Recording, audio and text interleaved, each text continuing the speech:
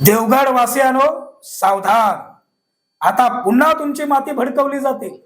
आता पुन्हा तेच खोटे मुखवटे घातलेले काही पर्यावरणवादी जागे होतील आणि पुन्हा एकदा तुमच्या आंबा बागायतीवर मासेमारी व्यवसायावर परिणाम होईल असं खोटं पण तितकं ठासून सांगणारे पुन्हा डोकं वर काढतील.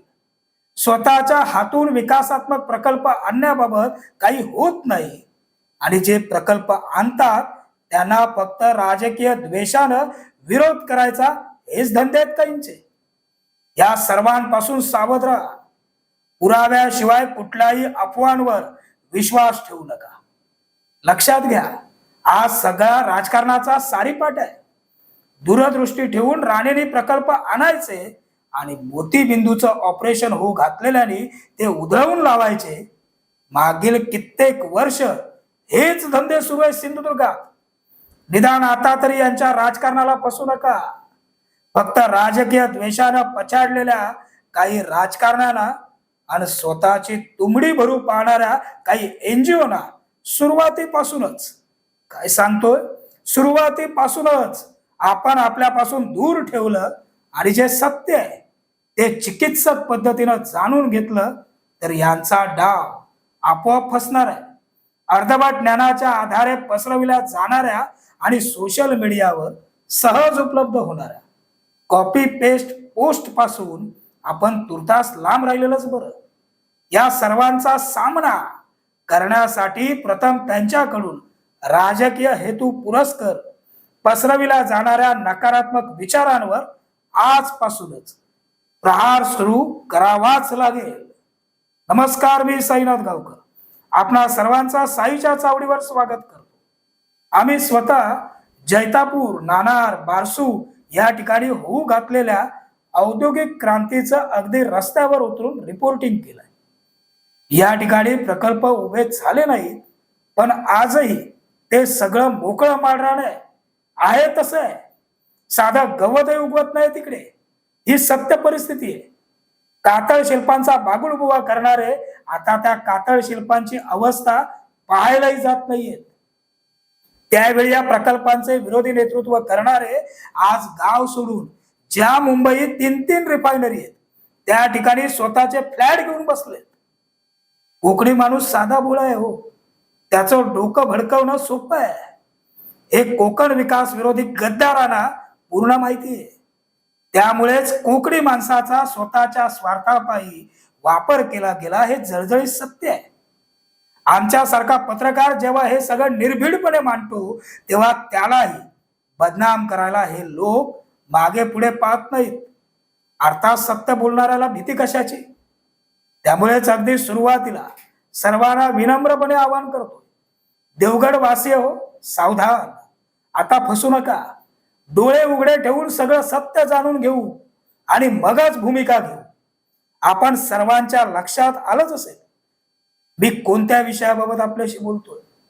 अणुऊर्जा म्हटलं की अनेकांच्या मनात भीती निर्माण होते, पण आधुनिक तंत्रज्ञानामुळे आजचे अणुऊर्जा प्रकल्प पूर्वीपेक्षा अधिक सुरक्षित, कार्यक्षम आणि पर्यावरणपूरक मानले जात आहेत. जगातील अनेक प्रगत देश मोठ्या प्रमाणावर अणुऊर्जेचा वापर करतायत. भारतातही वाढती वीज गरज आणि स्वच्छ ऊर्जेच्या उद्दिष्टांसाठी अणुऊर्जा महत्वाची मानली जाते. सिंधुदुर्गच्या विकासाची नपड असलेल्या काही राजकारण्यांना पत्रकार म्हणून आमचं थेट सांगणं आहे, तुम्हाला राणेंना विरोध करायचा आहे ना, कायम करत बसा. पण तुमच्या या सर्वच प्रकल्पांना विरोधी भूमिकांमुळे सिंधुदुर्गचं नुकसान होतंय. स्वतःची राजकीय पोळी भाजून घेण्यासाठी तुम्ही सर्वसामान्य देवगडवासीय आणि पर्यायानं सिंधुदुर्ग वासियांचं नुकसान करू नका. तुमचं पोट राजकारणावरती भागत असेल हो, आमचं पोट रोजगाराच्या समाधानावरती भागतं. कोकण भकास होणार. कोकणात येणारे प्रकल्प गुजरातला न्या. कोकणात पर्यावरण पूरक प्रकल्प का दिले जात नाही, किती लोकांना रोजगार भेटले वगैरे वगैरे सगळं बोलणं सोपं आहे हो.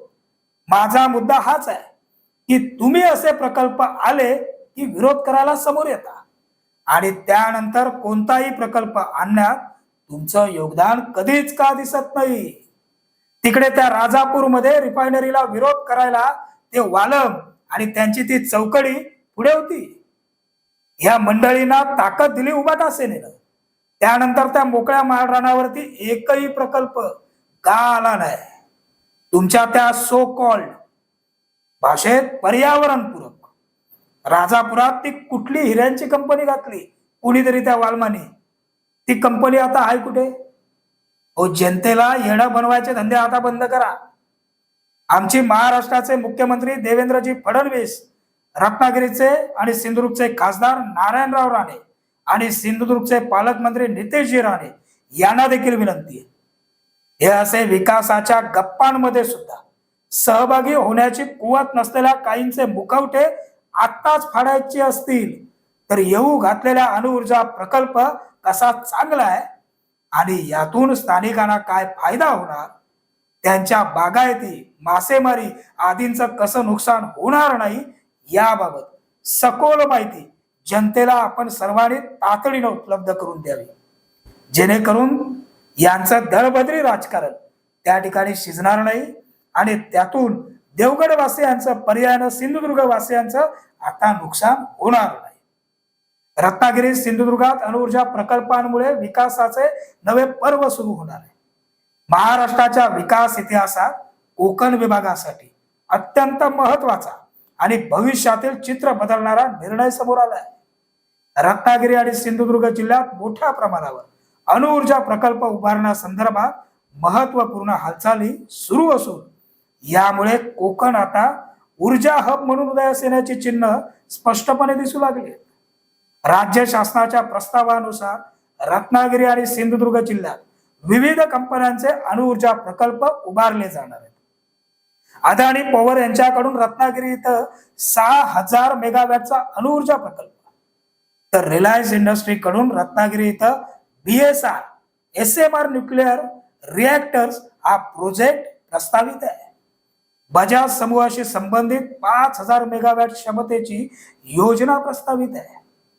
तर सिंधुदुर्ग जिल्ह्यातील देवगड तालुक्यात NTPC कडून 4000 ते 7200 मेगावॅट क्षमतेचा प्रकल्प उभारण्याचं प्रस्तावित आहे. या सर्व प्रकल्पांमधून तब्बल 25400 मेगावॅट अणुऊर्जा निर्मिती अपेक्षित आहे.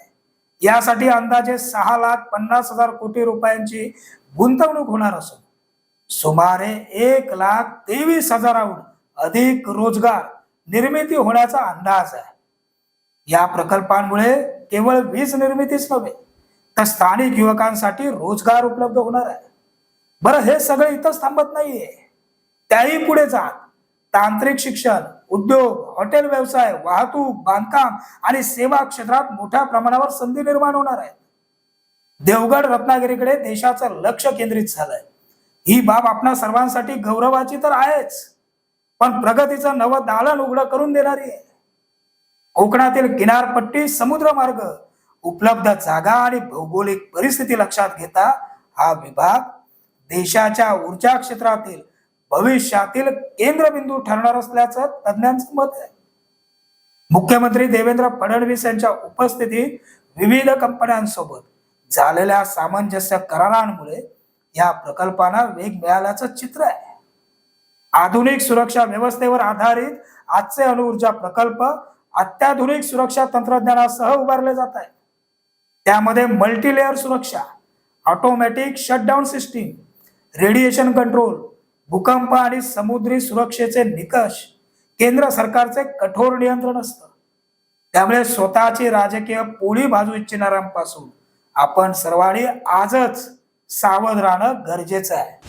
लक्षात घ्या, आता देवगड वासियांची लढाई ही विकासाची नपड असलेल्या या दळभद्री राजकारण्यांशी नाहीये. ही लढाई आहे सत्याची.